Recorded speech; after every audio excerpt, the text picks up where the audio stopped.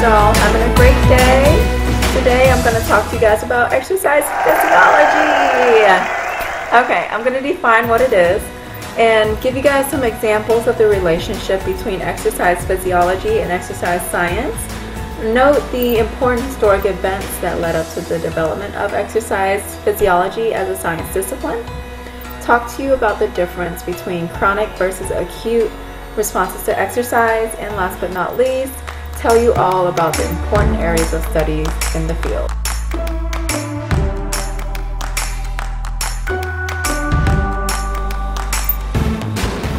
Hey, what's exercise physiology? Hey Cameron, do you know what exercise physiology is? Study and exercise. Alright, so Cameron was sort of right. Exercise physiology is the study of the functional responses and adaptations that occur during and following the physical activity and exercise your body goes through. Exercise physiology can be used to enhance performance in athletic competition by improving the ways in which the body responds to training. And exercise science professionals such as coaches or trainers or athletes use training principles of exercise physiology to enhance the function of the various systems of the body. And identifying the factors that affect our bodies and affects our performance is the keystone in using exercise physiology to enhance that performance.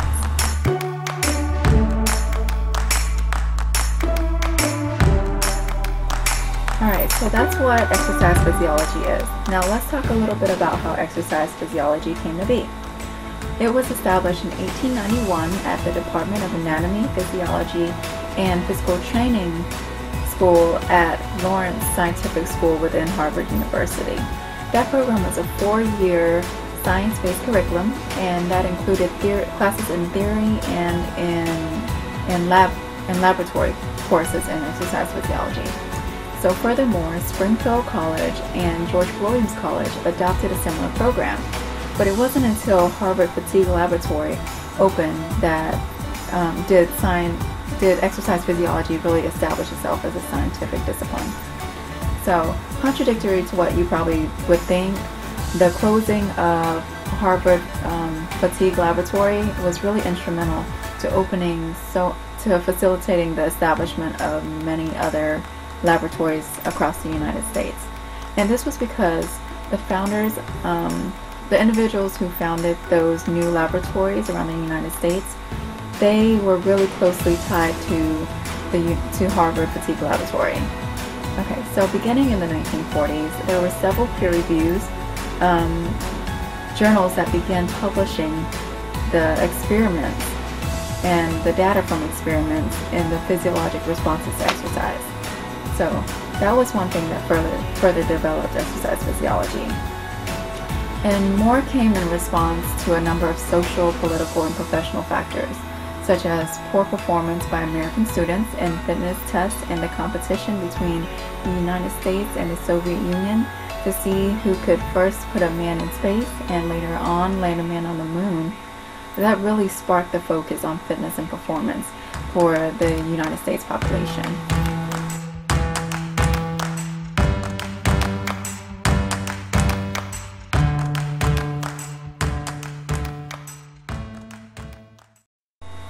Okay, so that was a little bit of history behind exercise physiology.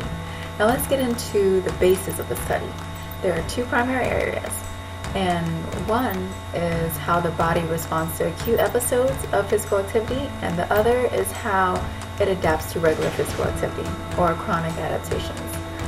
Okay, so we all remember the term homeostasis back from high school biology maybe. But if you don't remember, it's just another name for the condition that our body is in its resting phase when everything is working together properly. It's important to understand how homeostasis works to understand what the differences are between acute responses versus chronic adaptations.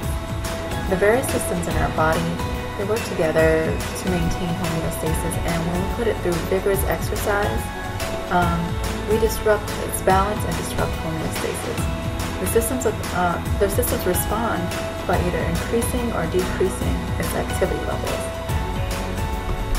to get back to homeostasis. Okay, so repeated challenges to your body will result in chronic adaptation when it's done in appropriate intensity and duration and frequently enough. These adaptations are called training responses.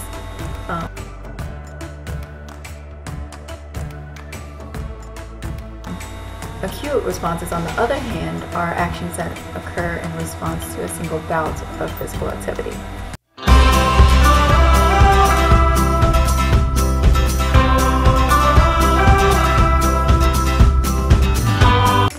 Okay, so that was one example of a bout of exercise or physical activity. So another example would be, for instance, someone taking a brisk walk on a hot summer day. They would have an increase in demand for energy production in the active muscles that they're using. There's an increase in blood flow in the circulatory and the pulmonary system. There's an increase in body temperature, and then you produce sweat, and then that cools the body back down. So in general, the chronic adaptations to exercise improve various functions of the body, whether it is at rest or during physical work.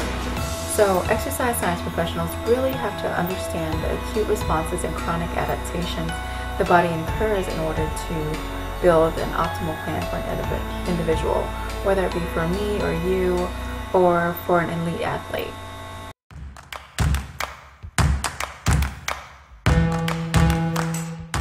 Exercise physiology contributes to a complete understanding of health, physical activity, exercise, sport, and athletic performance in a wide area that is too numerous to cover in this video. But here are a few of the primary areas. Exercise scientists and other allied health professionals have long been interested in the different factors that control energy production in the body during exercise. The energy sources, often called substrates, used by the body are carbohydrates, fats, and proteins. Understanding how the body tissues use these macronutrients to provide energy is critical to providing advice on how to enhance physical activity and exercise, and for providing recommendations to improve sport and athletic performance.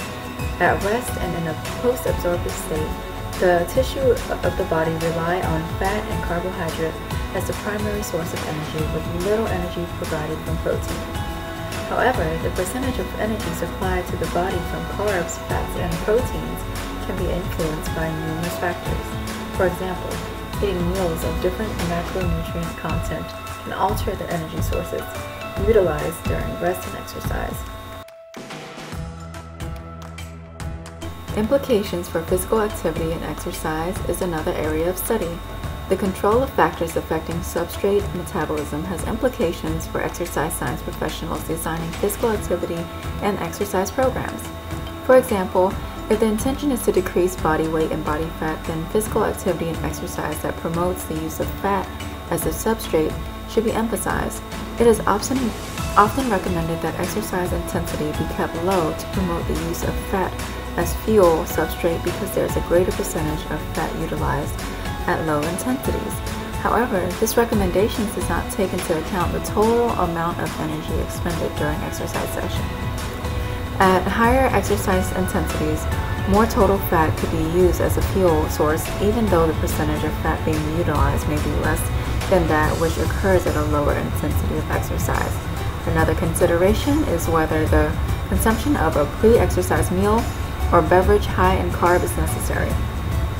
If a meal of glucose beverage is consumed too close to the start of exercise, there will likely be an increase in the insulin concentration in the blood, which will decrease the mobilization of fat and result in a reduction in the use of fat as a fuel substrate.